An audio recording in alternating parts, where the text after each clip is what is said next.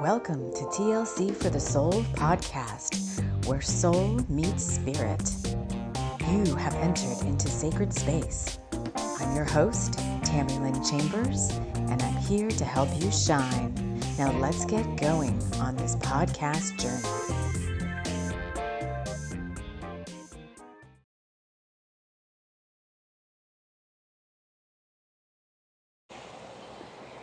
Hello, friends. Hello, and welcome to this post-Pisces lunar eclipse, Guardians of the Gateway. Guardians of the Gateway postscript. I don't know what we're. I've been asked and invited here to come talk to us about the next couple of weeks and how best to manage yourself. Manage yourself, which is your precious resource, your most precious resource. Over the next couple of weeks, some messages as this Pisces lunar eclipse is now about 12 hours or so behind us. We're going to do a couple of things here together, bring in the guides. I've got a candle. You'll notice it's black. It's the Santana, the ombre Santana candle. And we've got some lighting around that I believe are the areas we most need to focus on right now, which are the upper chakras. You would think that's counterintuitive. A lot of what we're going to talk about today, I think, is going to sound counterintuitive. Like, your thinking mind is going to go like, why would I do that? But I think this is what's going to break us out of some interesting habits and things that are holding us back. And this is a perfect window of time, this bookend of eclipses, the next 2 weeks, whenever you find this, the next 2 weeks, as I wrap us all in love light and light love, inviting in the guides who overlight TLC for the soul, Archangel Michael, Archangel Metatron, the Pleiadians, and a host of TLC for the soul characters. And the visual is perfect right now, this ambience video that I have on. The visual is like this woman standing looking out into the fog, and I can't tell if that's a moon or a sun back there. It's probably the moon. And she's got a lantern, and I'm seeing a pentacle. I'm seeing the sigils of like the high priestess on the ground. There's like a moon, there's a pentacle, and there's something else. Perfect. In the Almost Daily Shorts today, what came up is kind of like fog. You can't see everything right now, but you're getting divine downloads. Also releasing control and just allowing things, allowing the energy to settle. And how to address any niggling things or challenges that you still might be experiencing at this time. Because just because there was an eclipse last night, and just because everyone, we're all saying all of the astrology saying that this eclipse is going to be the new door that opens and carries us out the next couple of years, doesn't mean that your reality immediately, right? Everything doesn't just immediately shift. There's integration time. There's other stuff that has to happen. All right, this candle is burning. Let me just put it up here. But I'm sitting in the middle of a triangle of lights. As I look at them, we've got, this is like an ocean ambience light. I've got it. It does shift colors pretty quickly, but I've got it to where it's like super slow. It's like on turtle speed, which is how I feel. Turtle speed, is anything happening? That's representing the third eye, the upper chakras. We've got the heart chakra over here, and over there you can't see it, but it's on the bookshelf with all of my decks and other trinkets, is a violet light representing the crown chakra. So where do you want me to start, friends? All right, let's start. They're like, you just have to feel your way forward. Let's start with the Vision Quest Tarot, because we know that guides always come in and they have like key points they want to make. And it always helps to have the cards for me as a portal door in to direct us. And I'll just tell you personally before I draw any cards, there's still some big like challenges and things happening right now. And I keep asking, I'm like, do things get like super worse before they get better? And to the opposite of that, I have found in my life, like right before things get really, really, well, let me put it this way, right before things go to what I would consider to be really, really bad or downhill, things get really, really good. And so I have to then surmise the opposite to be true is, do things get to what I would say would be like very challenging before they get much, much better? And if that's the case, that doesn't really line up with the law of attraction, right? Because it's like, I'm manifesting something really, really great. Why would things have to get really, really like challenging before they get better? And to the opposite, I've manifested, or destiny has come in and bringing me something that my perception says is not so good. So why before that happens do things get really, really good? So it's like this expansion and contraction kind of energy, which to me is beyond the law of attraction. And they're saying it's more, they're saying that's more like destined, fated changes.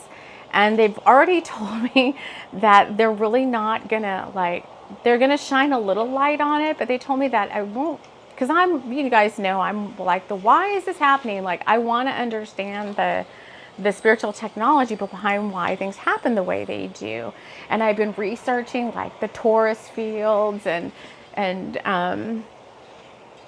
Mobius strips and all these different things about timing to understand, is it this hourglass effect? Because the hourglass has the same thing too. An hourglass, where the sands go through the hourglass, has a big top, a little middle, and a big bottom. What's up with that, right?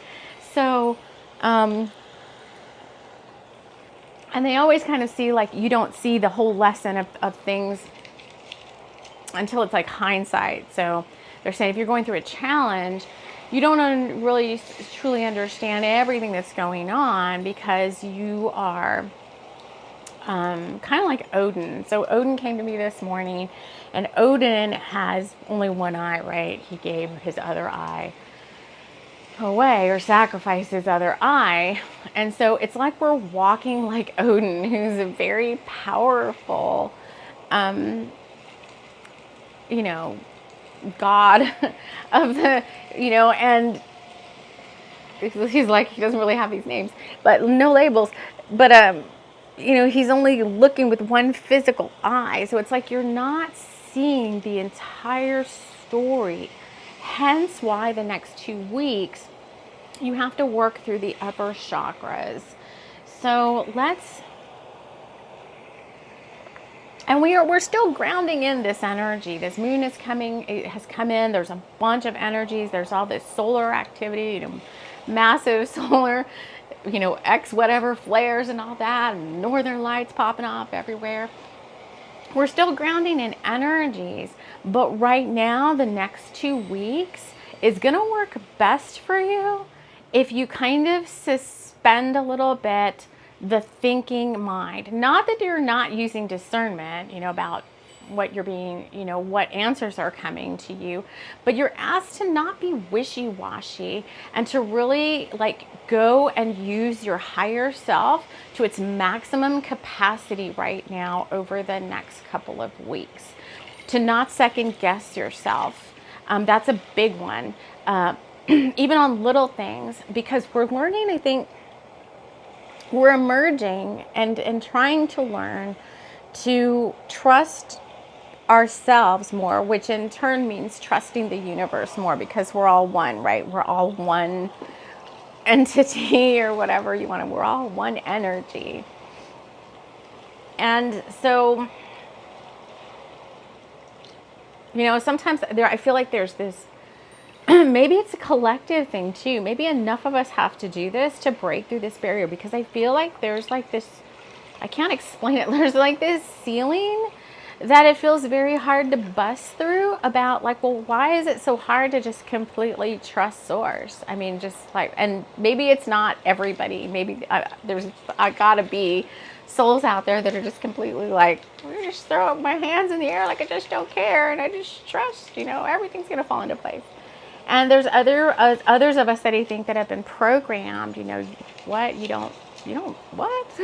You don't just throw your hands up in the air like you just don't care. You have to direct your life. And it's kind of like, well, is it you directing your life, or is it the divine director directing your life? Divine director, like the upper echelons of the celestials, up to source and up to up to God. It's like, who's really directing this, this fantasy world?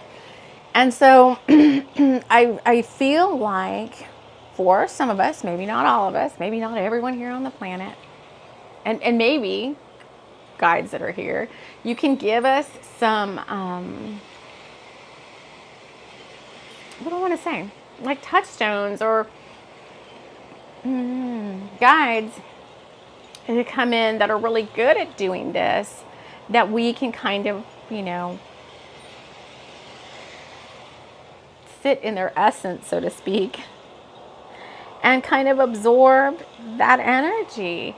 And I think what they're calling the next 2 weeks for the collective that's watching this. So I guess many of you, if I've got this going on, then I guess my collective, TLC for this whole collective, is working through these things as well. So how do we bust through this ceiling, this old paradigm, this pre-programming that's got us feeling like we can't just completely like just let it all fall into place, And it does. It's something. It's a mindset, but it's not a mindset. It's an experiment of how to do this earth thing a little differently. And it does all kind of, I think, go back to the Tao and just going with the flow. And so I think a lot of you watching this are very divine masculine centric. Maybe you don't think you are, but I know many of you are like, I have ambitions, I'm driving for the same thing we've been talking about, I've been driving for results, I push, I get it done, I have to get it done, I have to get it done. If I don't do it, nobody else is going to do it, because maybe for the majority of your life, you have had to be that person, the one that always has to step up and get things accomplished and get things done. And maybe you're the, the breadwinner for the family, or whatever the case may be. Or you have just big goals and you're like, well, they're my goals. Nobody's going to accomplish them but me. But, we've had to swallow a pretty big pill here at TLC for the soul. And many of you who've been here a while know one of our biggest lessons is about perseverance and trusting in the divine plan for our life. And we're still sitting here doing TLC for the soul. We're going to be starting our 7th year next month, in a couple of weeks in October. And we've just reached 300 subscribers on YouTube after 7 years. And our podcast, I don't know, you don't really have a subscriber count because there's so many things, but there's so many podcast providers and not all of them do that kind of thing. But suffice it to say, it should be a lot higher than what it is now. Meaning that's a goal that I really want. I want to have the community. I want to have the followers. I want to have the wealth and the fame and the fortune of, being a successful healer, author, artist, all these things, that's part of what I want. I want to be able to be self-sufficient and self-made. And so we've had to swallow this pill that says, well, that isn't your destiny, but you're going to get there. You're going to get there, turtle blue light. You're going to get there. But in the meantime, you're going to be doing some other things like using your work to help people without expecting anything in return, which creates massive amounts of good karma, which which clears all the negative karma you're trying to clear. Many other things happening here that at face value would be like, why is this woman still showing up to this work? Like, your channel looks like it's dead.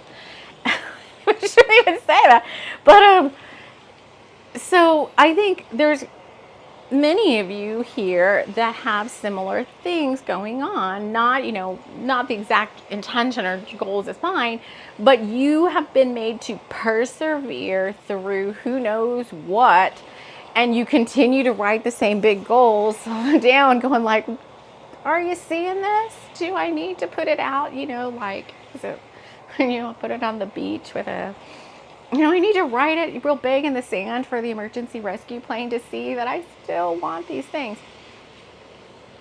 So I always feel like right around these windows of opportunity where it's like, oh, big eclipse is happening. It's the beginning of the next, who knows how many years of your life. And you look at yourself and you're like, it's still nothing's any different. Is that really so? And no, of course not, they're saying. Of course it isn't.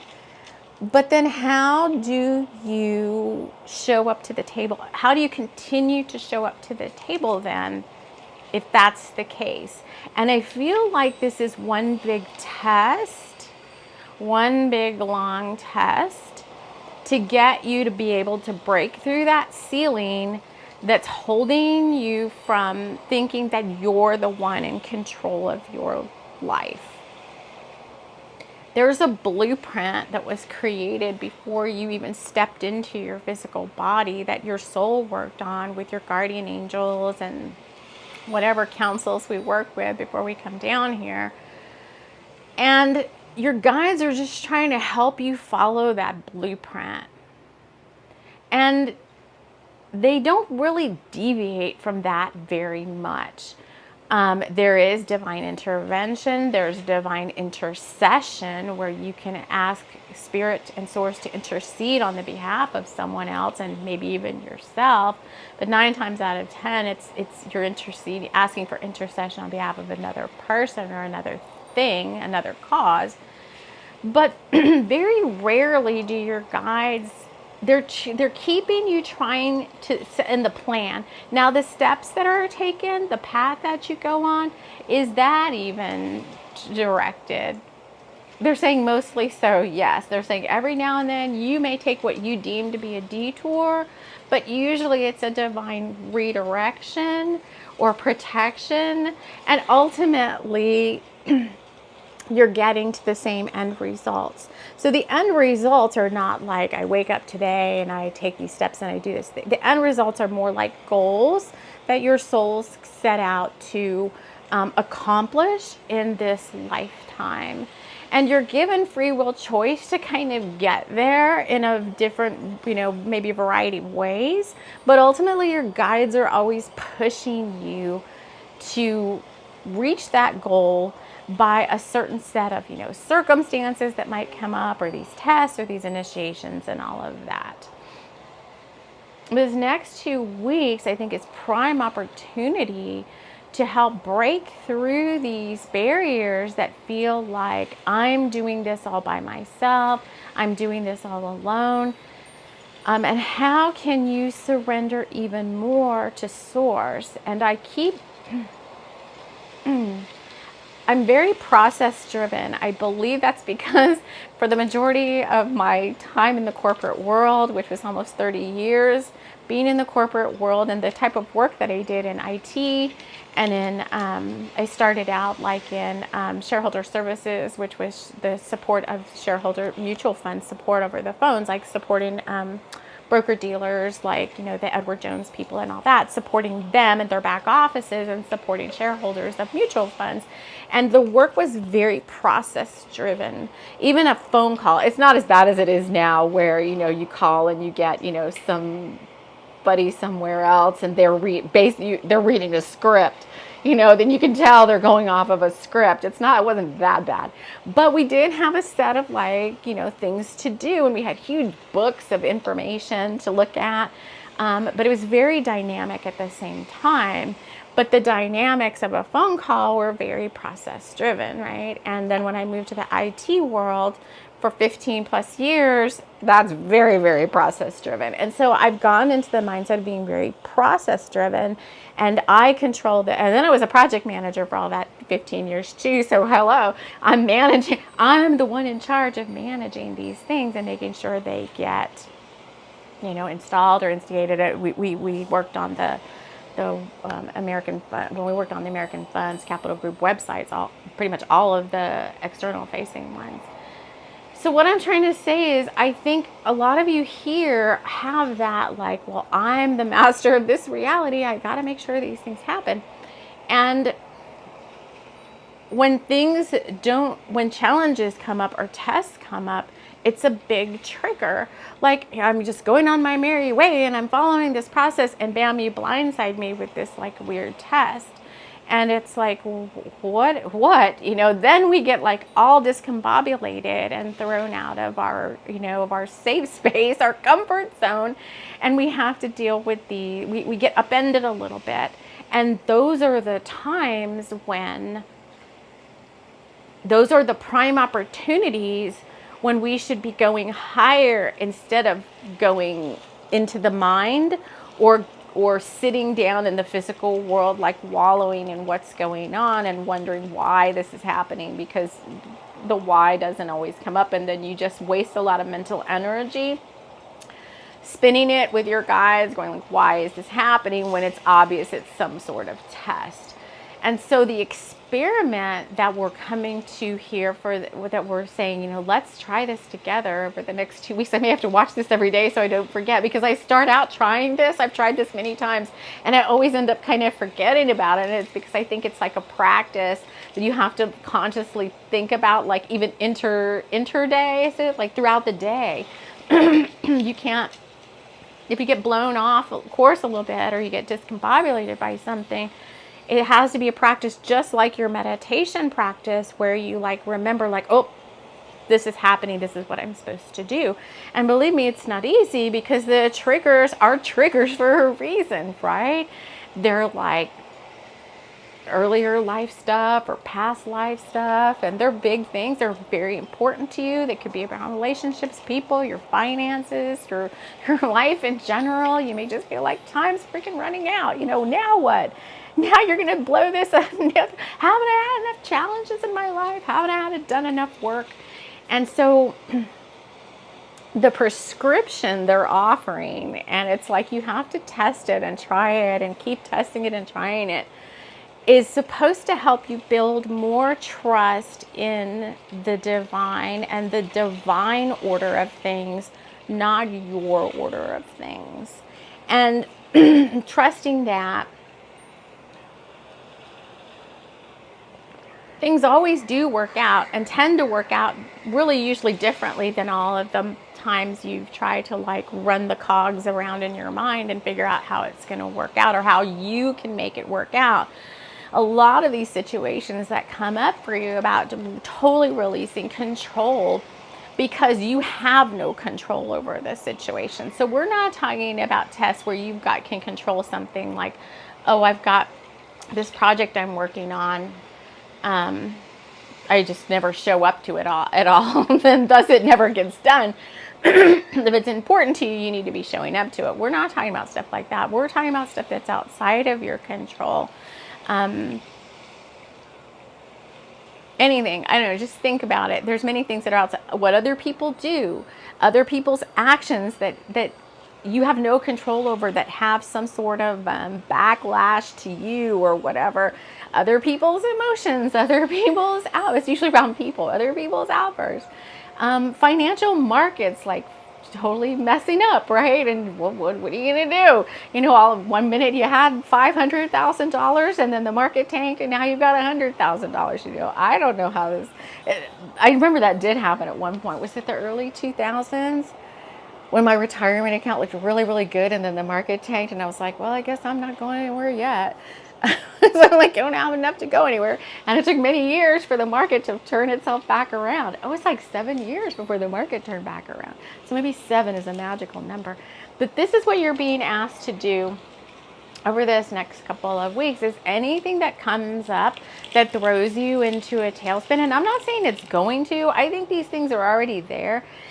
And Spirit's saying they're starting to close out, and what you want is coming to you. And this is almost like a mirror of a reading I heard yesterday. Oh God, she did it so good too.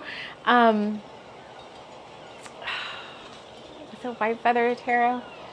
It was just, some of her readings are just so deep. And it was kind of about like, what you want's coming to you, but how, or you choose how you're going to get there.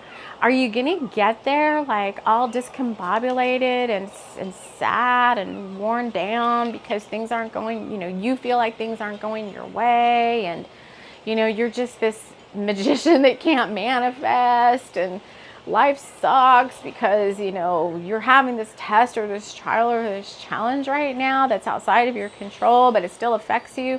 Or are you just going to get there by deciding to rise above all that and go higher? So the experiment I've designed for myself, let's see if I can truly, like I said, I'm going to have to watch this every day. But it's whenever I start, because there's some things going on right now that I'm like, oh, this is really pushing my buttons. And it's been pushing my buttons for like 3 or 4 months now.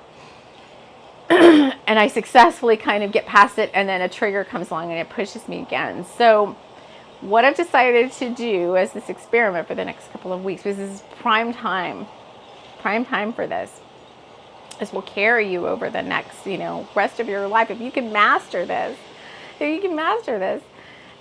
is whenever the mind starts overthinking things, whenever you're wishy-washy about something, even though is it this or is it this? And you're wishy-washy because you're like, oh, I'm afraid of making a mistake and making this whole situation worse, or just, I'm not trusting myself, which means I'm not trusting source. Get out of the mind and go up to the higher self. Now, you can see the higher self however you want to see it, as an angel over your head, as a golden star right above your, up above your crown chakra, is, whatever you see the higher self is if you're looking at it energetically. But go sit with the higher self just for a minute when those things come up and say, and then call in your guides too. I mean, they're there. You need to call them in and say, like, I need help right now with this situation. And what's going to come in is going to be, I think a lot of times is going to sound counterintuitive to the quote unquote problem at hand. It's going to sound like, to you, like, what? Like, go to the higher self, and maybe you're having some difficulty with, a person, let's just say. You're going to feel like you need to go to that person and you need to address this issue with them, and you need to get them on track because they're off track, and their off-trackedness is affecting you too. And that somehow they don't see that. How can they not see how this is affecting everybody involved? This is so ridiculous. So maybe some of you have this going on. There's this other entity outside of yourself. Maybe it's not maybe it's a group. Maybe it's, like I said, the financial world. You need to set this straight. Like, you have to be the one to go in and like show them how they're doing wrong, or how their actions are affecting everybody else. And it's like, okay, they're saying that's pretty much a recipe for disaster. So at that point, then, when you get into this, but if they don't fix their ways, it's still going to affect me and my whole life, it depends on this moment or whatever. And then you stop, drop, right? Stop. And the practice is to go up to the higher self. So whatever that is, if you see that as a star or just a beautiful sun or an angel or whatever, go up in your energy to that angel or that star or whatever, and call in your guides and sit there for a second and say, what do I do now? And I think 9 times out of 10, you're going to get this release control card on the tarot table. Has pretty much come up almost every single day for the last 2 or 3 weeks. You're going to be guided to release control of this situation, to source, to God, angels, whoever you think deals with all those things. Somebody up there does. It's just, I don't think it's any one particular body of celestials. You're going to be guided to release control. And then you're going to be guided to do something that seems counterintuitive. Like, well, just go out and have some fun. You know, go do something you really want. Read that book. You know, go outside and take a walk.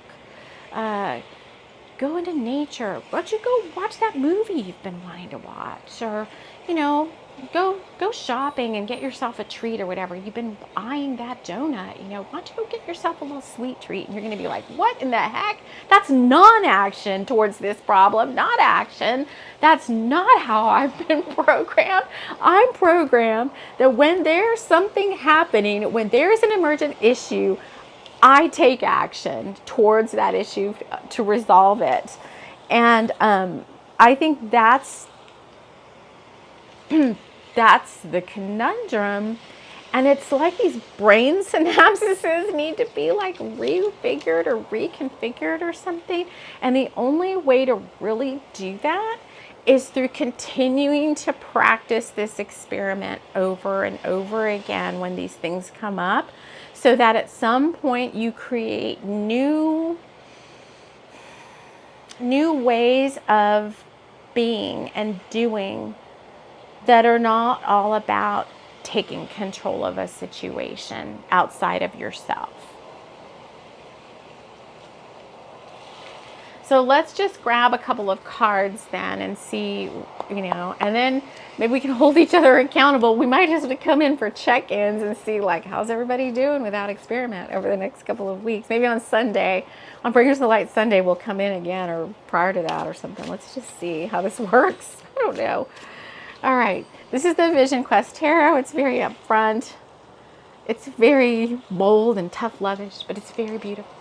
Okay, so the card that came out is Son of Air. And I do read from the book on this one because the book is really good. So we got Son of Air as our, you know, guidance. Son of Air. Oh man, this deck too.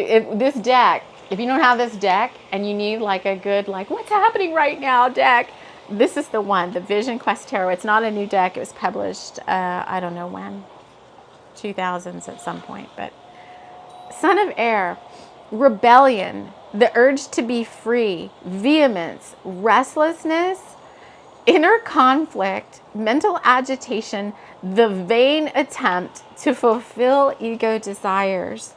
The liberation phase, where one breaks away from one's own habitual drought patterns and those of others too, is one of the most important steps in growing up. This phase cannot be bypassed. With unflinching clarity, you have to recognize that struggling with your own inner world, your own phantoms, projections, and identifications will get you nowhere. Once you have seen this for yourself, the inner battle ends. You realize it was you who projected the movie now playing on your internal screen. The outward manifestation is thoughts, when not supported and tempered by the heart. And I would thus say higher self too, with the blue and over here the violet, are not endowed with positive life-giving power. It's basically like sucking your energy. Right now it is best to refrain from carrying your misgivings out into the world or involve more people in your resistance fight. Accept the message of this card and ask yourself what exactly you keep on fighting within yourself. Slowly learn to stay centered, even in the midst of chaotic activity. That's go to the higher self. Learn to rest in the stillness within, the silence that clarifies all things for you. It's the same exact message, like in one card, that we just spent 30 minutes talking about. All right. I think just for fun, I'm going to get one last card from Bubble my deck, because it's just that spooky season here right now. And I just like to have my little tchotchkes, my little touchstones. Any other advice or final messages for us? Oh, God, I love it. You guys, what I just said. What the heck did I just say? take yourself out for some fun.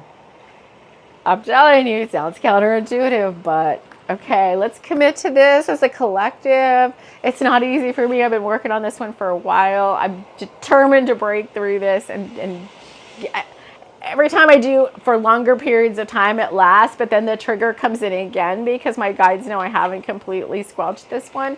So we're going to try this together and see what happens. So we'll do some little homework check-ins with each other to see how you're doing on that and how we can best support you. And until then, I think what I have coming up next is the next chapters in the Stallion Returns audiobook. So we will see you all again for that. And if not, we'll see you again somewhere in the astrals at TLC for the Soul. Auntie Hattie's Banana Bread Take Bar care. Walking Tours. Come join us. Take a break from the road to Hana. Come on in and try our powdered sugar-topped banana bread and a walking tour through Auntie Hattie's beautiful banana plantation. She might talk to you a little bit about how to make her famous banana bread as she winds you through the trails where there are mystical elemental beings who might show themselves to you if you give them a chance and maybe share a little piece of your banana bread. Auntie Hattie's Banana Bread Barn Walking Tours, the Road to Hana favorite.